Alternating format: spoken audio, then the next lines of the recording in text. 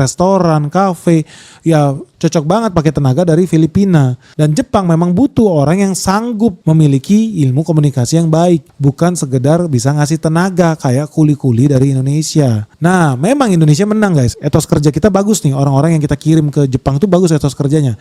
Cuma sayangnya banyak yang terkendala bahasa dan komunikasi. Akibatnya sering jadi bottleneck. Maksudnya apa? Jadi sering gagal paham. Udah bahasa Jepangnya pelintat-pelintut, giliran ngomong bahasa Inggris juga gak nyambung. Ketemu lah sama orang Jepang yang ngomong bahasa Inggris juga pelintat-pelintut, kacau udah semua barang ini, bubar guys. Makanya kalau Filipina, gue tau lah hebat Filipina. Kemanapun negara gue pergi selalu ada orang Filipina guys. Orang Filipina ini sangat internasional loh. Di Timur Tengah banyak, di kapal-kapal banyak, kapal pesiar, kapal tanker, di Rusia bahkan banyak loh orang Filipina. Sampai di Irlandia aja banyak orang Filipina. Salut gue sama Filipina. Nah terus selanjutnya kita kalah juga sama Cina. Kenapa Cina bisa menang? Wajar sih, memang Cina daerahnya juga lebih dekat ya. Secara proximity mereka tinggal nyebrang nyampe ke Jepang dibanding Indonesia. Mahal, sulit. Dan Cina sebetulnya dari kendala bahasa juga lebih sedikit dibandingkan Indonesia yang pakai huruf Latin.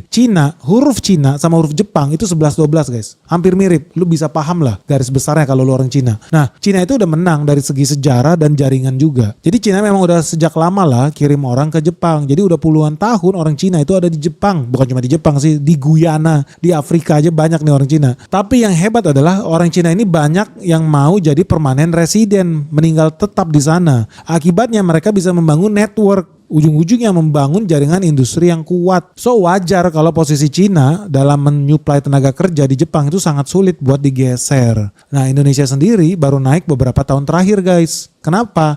Karena ya masalah utama di Indonesia ya